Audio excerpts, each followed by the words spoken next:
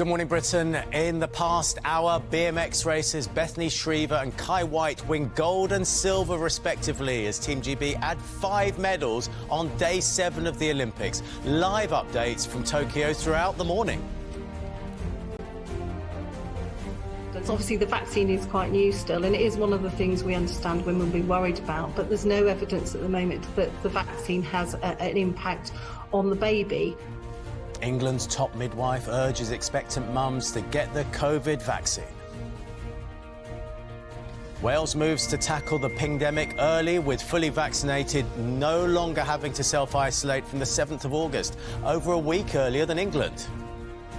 If you're fighting and saying, we're not racist, we're not institutionally racist, then you're never going to accept the action that is needed to make the police service reflective.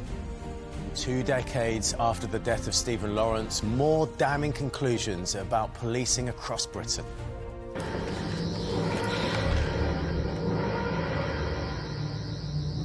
I didn't know things could get into the TARDIS like that. Neither did I. Doctor Who, Ollie Alexander is favourite to become the next Time Lord as Jodie Whittaker quits. Storm Ava brought winds of up to 70 miles an hour through southwestern areas overnight. Another wet and windy day ahead through the south, and it's a weekend of sunshine and showers. And I have all the details of that and more coming live from Peckham BMX Club with all the excitement after the 2 medal wins last night. Friday, 30th of July, 2021. Live from Television Centre in London. This is Good Morning Britain with Sean Fletcher.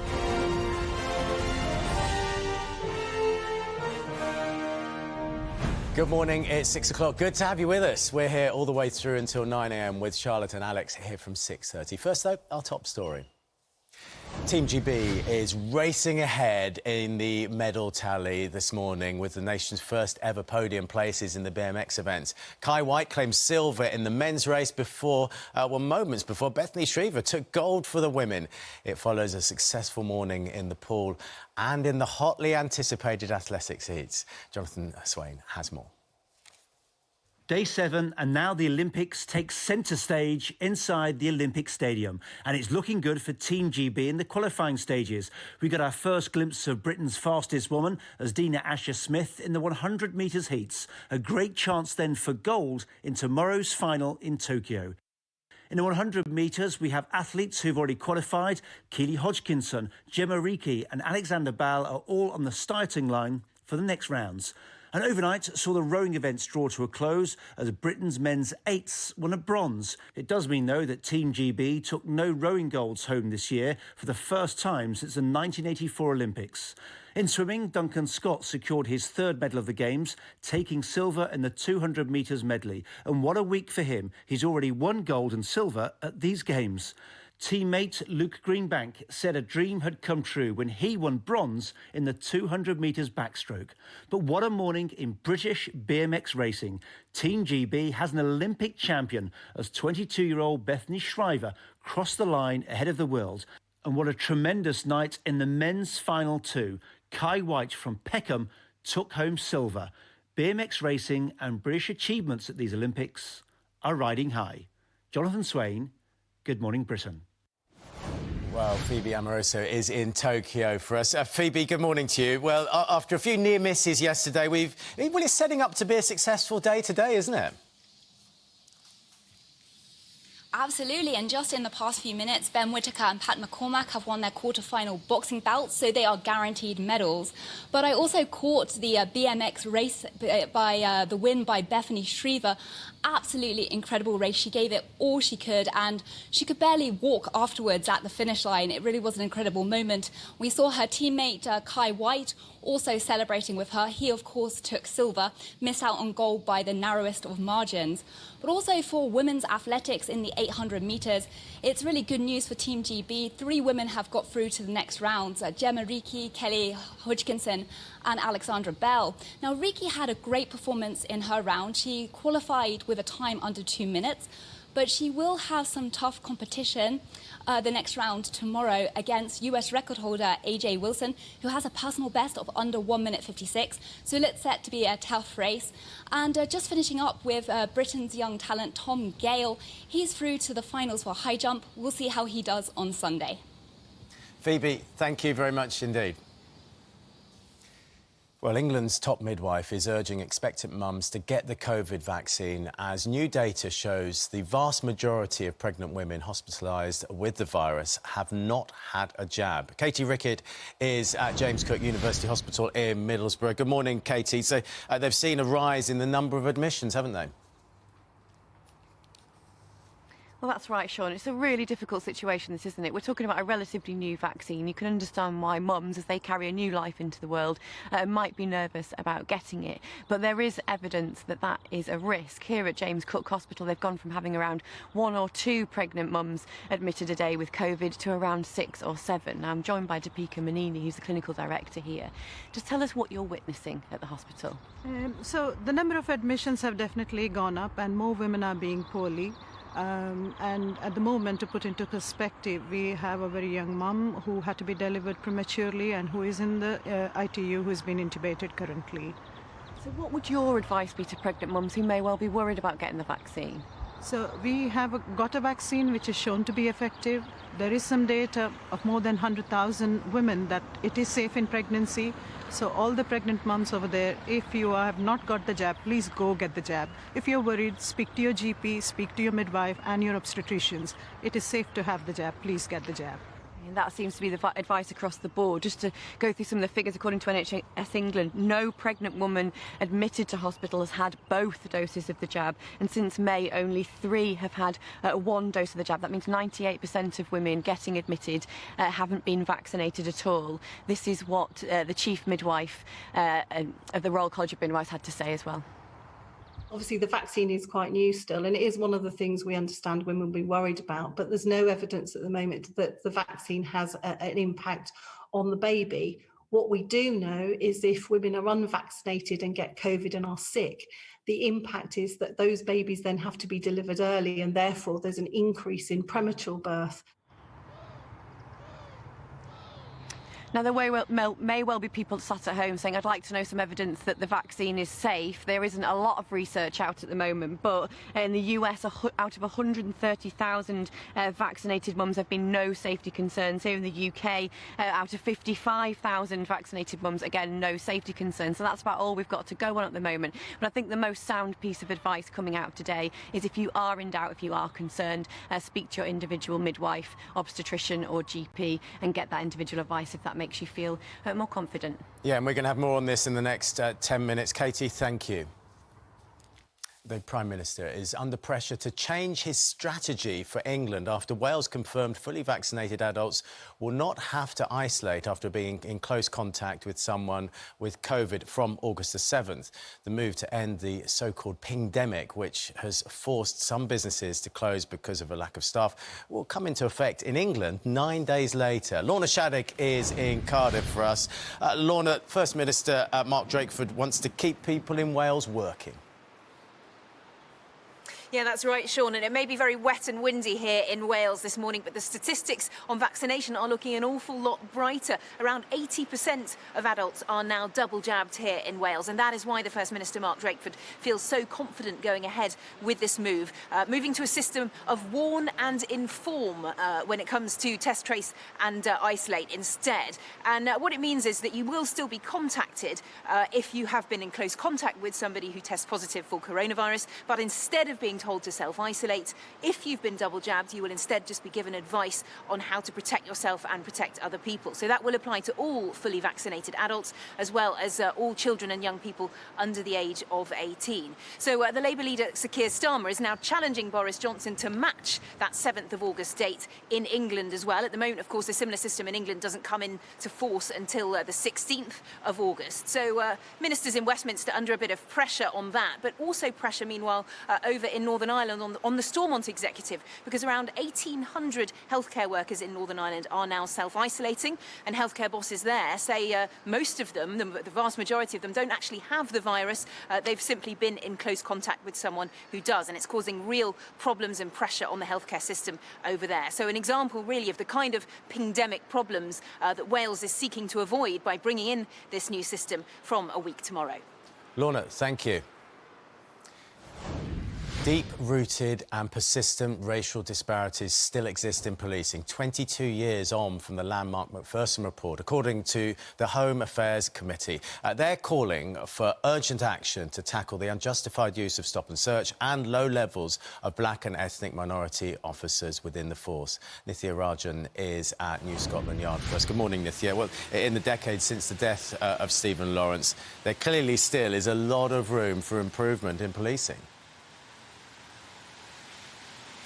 Those are the conclusions from the report, Sean, this morning. The committee argue that there's been a systemic failure on the part of police services and the government over many years to take race inequality in policing seriously enough. Now, the Home Office have responded. They say that the police force at the moment is as diverse as it's ever been before. They acknowledge that there is much more to do, but they say they are recruiting from a range of diverse socio-economic and ethnic backgrounds in their push to get 20,000 officers on board. But this response comes as a warning from the committee that there is progress has been stalled over the last few decades. His death sparked an outcry across the country. A landmark report revealed institutional racism marred the investigation into Stephen Lawrence's murder. But over 2 decades on, more damning conclusions about policing across Britain. We found that progress has stalled. We found persistent and deep-rooted inequalities, racial disparities, for example, on recruitment of police officers, for example, on the dismissal of police officers, for example, on the way that stop and search is being used. Those issues need to be addressed. Today's report reveals BME officers represent just 7% of police across England and Wales, even though 14% of the population is from ethnic minorities. BME officers are more than twice as likely to be dismissed than their white counterparts, and black people are over 9.5 times more likely to be stopped and searched than white people. If you're fighting and saying, we're not racist, we're not institutionally racist, then you're never going to accept the action that is needed to make the police service reflective and also giving a service to our communities, which is the right service that we should be giving them. The National Police Chiefs Council acknowledges changes have not come far or fast enough to secure the confidence of all communities, but putting that right is vital. Nithya Rajan, Good Morning Britain. 260,000 pensioners could face a fine if they don't pay their TV licence by tomorrow. The free licence scheme was scrapped last year, but a grace period was introduced because of the pandemic. The BBC says 3.6 million over 75s have already paid, but campaigners are calling for the grace period to be extended until the next general election. There are 2 million older people just above the pension credit limit who struggle on a daily basis to make ends meet. A lot of those people have had to choose between eating, heating and their TV. And that's why we treat this so seriously. Right, let's take a look at the weather with Laura. Yesterday, Laura, you were at the beach. Where are you today? Today I am at Peckham BMX Club, where Kai White's friends and family have been watching him win his silver medal last night, and I am here with somebody very, very special. This is EK. You were his trainer, you're his mentor. How do you feel? What's been going on? You've been up all night. You must be buzzing. Tell me everything. It's been a long night. You know, I spent the last day with him before he went to the Olympics. I drove all the way to Manchester. We sat down, we had a dinner, we had that kind of mentor-manager talk, and I said, you know, just go out there and do what you do, because with Kai, you don't really have to tell him much. He knows what he needs to do. He's come from a long way, you know, from 3 years old meeting him. By the time he was 4 or 5, he was already #1 in England. He's got like 9 British titles, but he's amazing, and you know, I'm still stunned. I'm just literally trying to wake up from what I think it's a dream. And you've won MBE for all the work you've done with young people here in South London, and you made this part yourself. What does it mean to you? What does it mean for this area? Well, for the area, it's the police and the local community said they've seen nothing like it. We built it with Southwark Council and the lottery money. And what can I say? The National Lottery's made us really do well. And, you know, we're paying them back with the silver medal, so what else can we ask for? And you haven't had a chance to speak to him yet, though. What would you want to say to him when you do? Kai, you've turned another chapter in Peckham BMX. Amazing. And a quick line on Bethany as well, winning gold. She's amazing. I saw Bethany about a week before and I said her legs are looking so quick. Yeah. And I said to somebody, she could win the Olympics, and she did. And she did. I know we're speaking to you later, and Kai's mum and dad. Thank you so much. For now, I just wanted to talk to you because, honestly, these guys are buzzing. Lots of people with very sore heads, but definitely worth it. This is the track you trained at. Isn't this incredible? And so much excitement around today. But weather-wise, it just rained. It is dry at the moment, but wet and windy is the name of the game. We had Storm Yvette move through southwestern areas overnight, named because of how strong the winds are this time of year, particularly with people holidaying. Some homes were without power, obviously impacts of people who are camping. Still warnings along the south coast today for 50, 60-mile-an-hour gusts of wind, which is very strong for this time of year. Heavy bands of rain moving north through northern areas of England, North Wales, and then it's a day of sunshine and showers yet again. Cloudy for northern areas of Scotland, the strongest winds in the south. The top temperatures today into the low 20s. What about the weekend? More of the same. We stick with sunshine and showers, mostly through England and Wales, and some will be heavy with thunderstorms.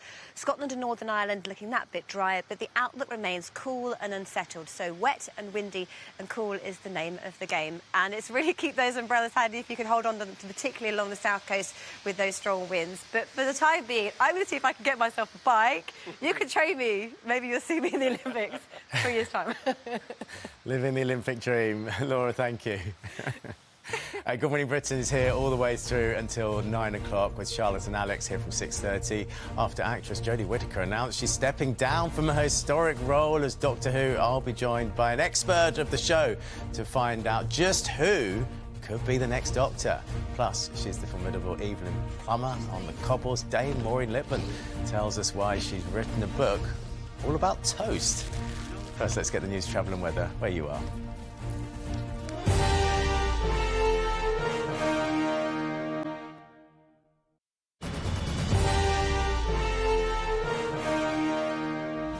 Let's take a look at the front pages. A travel war is on the cards, the Daily Express warns, as the EU forces even fully vaccinated British tourists to go into quarantine as part of what the paper calls its revenge for Brexit.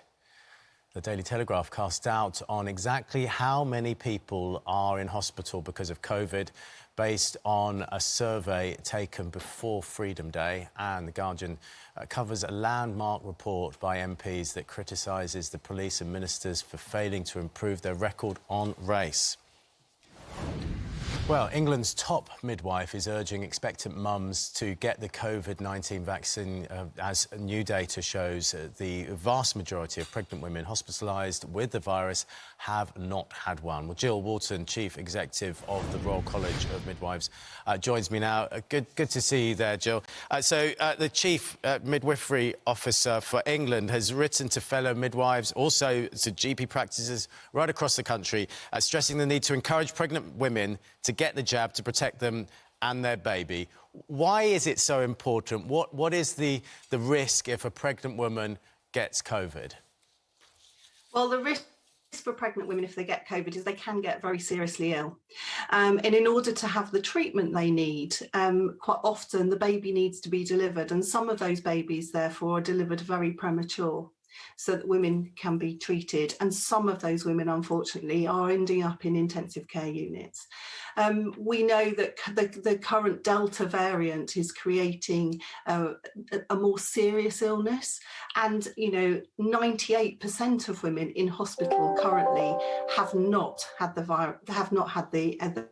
vaccine. And that is shocking. So it's a simple message, but it's a strong one. If you're pregnant, get the vaccine. Jill, clearly I'm never going to be pregnant, but if I was, I think it would change my perspective. I'm not just looking after myself, I'm carrying a baby, and I would be thinking first and foremost about the baby. There is a lot of misinformation out there about the vaccine. Is there proof, do we know that the vaccine does absolutely nothing to the mother and baby? So there's been hundreds of thousands of vaccines given to pregnant women already, and they've shown to be safe and effective, much safer than getting the virus and being ill. So, that's the information we've got. Hundreds of thousands in the US, over 50,000 in England. And that information has showed us that it is safe. So Pfizer and Moderna, they're the vaccines being used. And it's really important women arm themselves with the right information from our website, the Royal College of Midwives website, and talk to their midwife, talk to their obstetrician and their GP, and make sure that they have the right information and go and get vaccinated. Do you understand why some pregnant women are wary? Someone watching the telly now who is unsure, what would you say to them? I absolutely understand. Being pregnant is a worrying time, and during COVID it has been even more worrying. But actually, I would still say, the evidence is get the vaccine. It's safe and effective, and it's much better than being ill with COVID. And what's the uptake then amongst pregnant women? Well, it's low. We've heard of some areas where it's as low as 10%. It's variable around the country. Local services, local midwives, GPs, obstetricians are really, really encouraging pregnant women to talk to them and go and get the vaccine.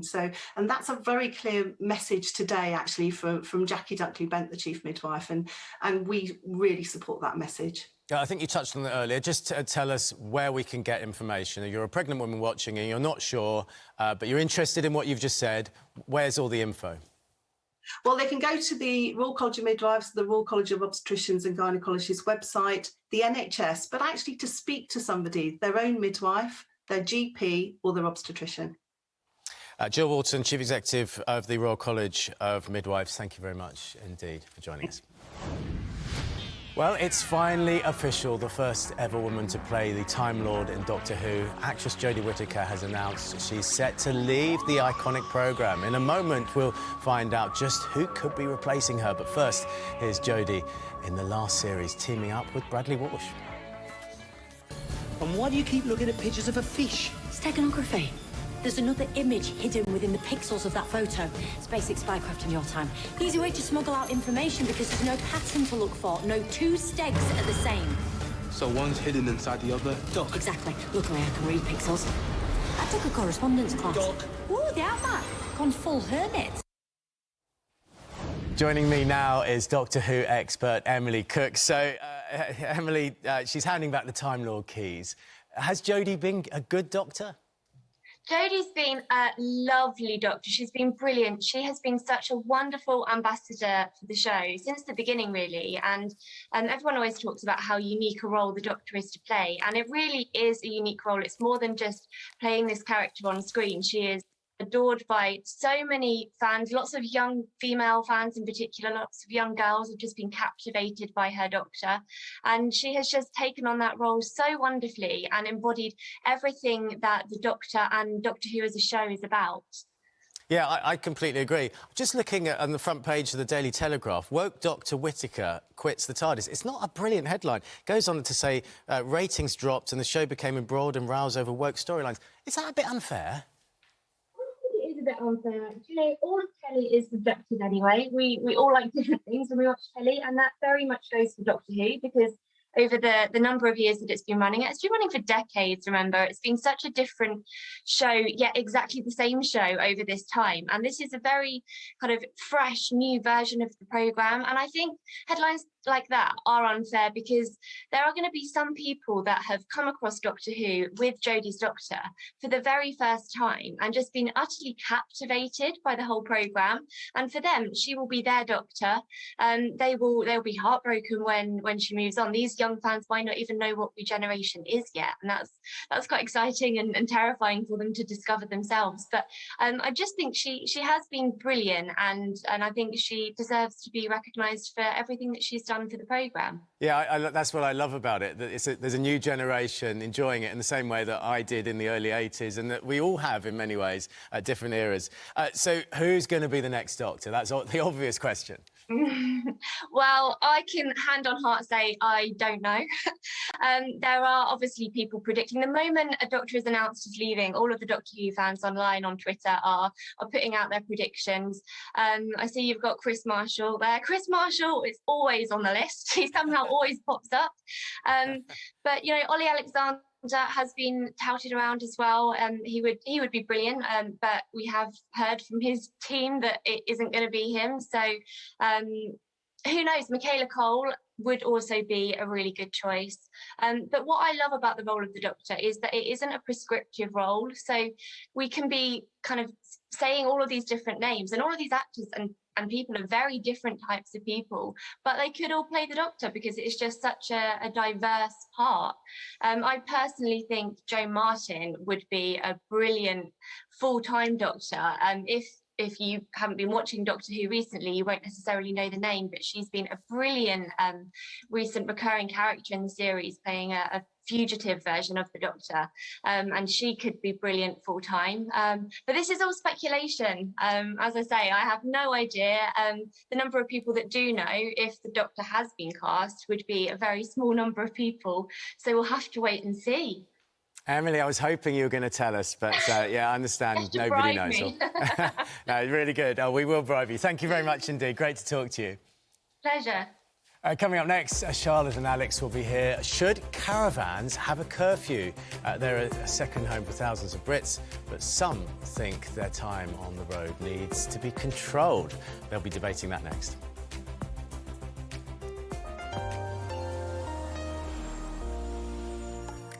Phew, today's going to be a boiler. Boxed air conditioning. Proud sponsors of Good Morning Britain National Weather. We had medals coming in overnight, and I am here with much excitement at Peckham BMX Club, where Kai White trained. He won his silver medal last night. There are lots of very, very happy, and I'm sure later on some very exhausted people. And of course, we had a gold medal as well, so much excitement. But weather-wise, it's sort of exciting for a different reason, because a storm moved in overnight through southwestern areas, and it became a named storm because of the impacts it was likely to cause. We have had some power outages from Storm Ava. People obviously on holiday in tents and caravans. There could well be a bit of a messy start first thing this morning with some localised flooding. But the outlook as we head through the day is for that low pressure to track its way northwards, slowly starting to fill.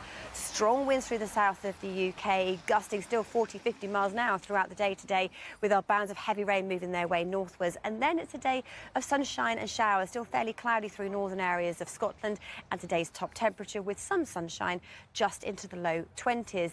But let's take a look at our 7-day outlook, where we continue to see some very changeable weather. At the moment for Scotland, Northern Ireland and for northern areas of England, we have temperatures around about average, a little cooler as we head into the weekend and on into next week. Percentage chance of rainfall is hit and miss because we continue with the showery theme, so sort of 50-60%, because it'll be sunny 1 minute, showers the next. It doesn't mean it'll be a washout through the weekend. Hints of it turning dry for the start of next week before more wet weather arrives by the end of next week. Fortunes further south for England and Wales. Well, again, our temperatures are around about average, slowly falling below as we head through the weekend into next week. And again, we stick with sunshine and showers. Saturday and Sunday, very hit and miss, but some will be heavy with the odd rumble of thunder. And as we head into next week, Tuesday starts that bit drier. But from Wednesday and Thursday onwards, it looks like wetter and windier weather returns. So a very unsettled week of weather to come. Sunshine and showers. Keep those brollies handy. For the weather where you are in detail, go to itv.com/weather.